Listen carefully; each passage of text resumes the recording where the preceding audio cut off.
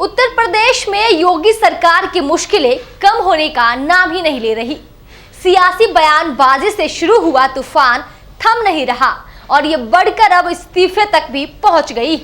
यानी बीजेपी में अब इस्तीफों का दौर भी शुरू हो चुका है और आरोप प्रत्यारोप की राजनीति तेज हो गई। नमस्कार, मैं शारदा सिंह आपके साथ और आप देख रहे हैं टीबीजे मीडिया की खास पेशकश। उत्तर प्रदेश में मचा बवाल रुकने का नाम ही नहीं ले रहा और प्रदेश में बीजेपी में खींचतान मंत्रियों के इस्तीफे तक पहुंच चुकी है। दरअसल हाल ही में दर्जा प्राप्त राज्य मंत्री सोनम किन्नर ने अपने पद से इस्तीफा दे दिया और पद से इस्तीफा देने के साथ ही सोनम किन्नर ने कई गंभीर आरोप लगाए और उन्होंने ये भी कहा कि सरकार में उनकी कोई नहीं सुनता है। इतना ही नहीं, सरकार में बैठे अधिकारी कार्यकर्ता की भी नहीं सुनते और वो सिर्फ अपना चलाते हैं। सोनम किन्नर ने अपना इस्तीफा सरकार को सौंपते हुए कहा कि लोकसभा चुनाव में हार की जिम्मेदारी कोई नहीं ले रहा था तो उसकी जिम्मेदारी मैं लेती हूँ। सोनम किन्नर ने यह भी कहा कि अब वो संगठन में सोनम किन्नर ने वही बात दोहराई है। आपको बता दें कि ये सोनम किन्नर वही है जो बीते दिनों योगी सरकार की बुलडोजर नीति के खिलाफ भी आवाज उठाती रही। सोनम किन्नर को Uttar Pradesh transgender welfare board यानी उत्तर प्रदेश किन्नर कल्याण बोर्ड का उपाध्यक्ष बनाया था और सोनम का पूरा नाम किन्नर सोनम चिश्ती है। बताया जाता है कि वो अजमेर से संबंध रखती हैं, लेकिन फिलहाल यूपी के सुल्तानपुर के किन्नर आश्रम की पीठाधीश्वर है। पिछले कई सालों से सोनम समाज में किन्नरों को बराबरी का दर्जा दिलाने के लिए काम कर रही। इसके अलावा वह सामाजिक कार्यों से भी जुड़ी रहती। आपको बता दें कि भाजपा में आने से पहले सोनम समाजवादी पार्टी में थी। बहरहाल यूपी में योगी सरकार और पार्टी के बड़े नेताओं के बीच पहले से ही मतभेद चले आ रहे हैं।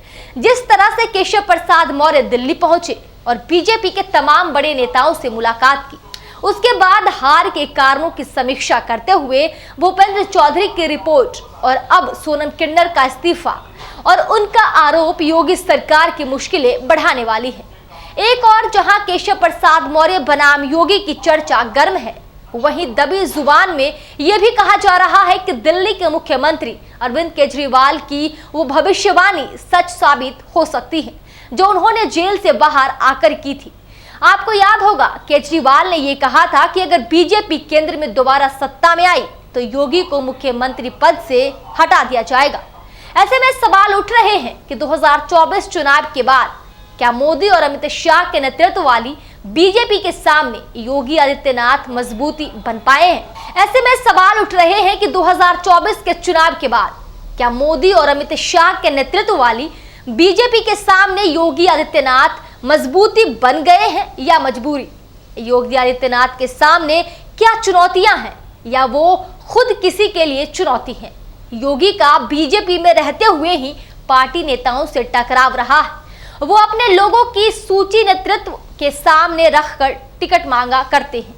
कई बार योगी ने बीजेपी के खिलाफ ही बागी उम्मीदवारों को खड़ा किया और प्रचार भी किया, मगर वक्त के साथ योगी का रुख नरम हुआ। योगी बनाम बीजेपी के बड़े नेताओं का यही टकराव लोकसभा चुनावी नतीजों के बाद एक बार फिर दबी जबान में सामने आ रहा है। बता दें कि इससे पहले बीजेपी के सहयोगी अपना दल की नेता और एनडीए सरकार में मंत्री अनुप्रिया पटेल ने भी योगी सरकार पर हमला बोलते हुए कहा था कि सरकार अनुसूचित जाति, अनुसूचित जनजाति और पिछड़े लोगों को रोजगार देने के मामले में भेदभाव कर रही। हालांकि इतने आरोपों के बाद भी योगी अमित शाह और पीएम मोदी के गले की फांस बने हुए। आप खुद देखिए, बीते कुछ सालों में बीजेपी ने मध्य प्रदेश से शिवराज सिंह चौहान, हरियाणा से मनोहर लाल खट्टर, उत्तराखंड से त्रिवेंद्र सिंह रावत और तीरथ सिंह रावत, गुजरात से विजय रूपानी और त्रिपुरा से बिप्लब देब को सीएम पद से निकाल फेंका। तो क्या ऐसा हो सकता है कि योगी आदित्यनाथ उनका अगला निशाना हो? हालांकि फिलहाल मोदी शाह की स्थिति अभी ये है कि वो ना योगी को निगल पा रहे हैं ना उगल पा रहे। एक फांस की तरह योगी, मोदी और शाह गले में अटके हुए। फिलहाल इस वीडियो में इतना ही। अगर आपको ये वीडियो पसंद आया हो तो इस पर कमेंट करना और चैनल को सब्सक्राइब करना ना भूलिए। तब तक के लिए मुझे दीजिए इजाजत और देखते रहिए टीबीजे मीडिया।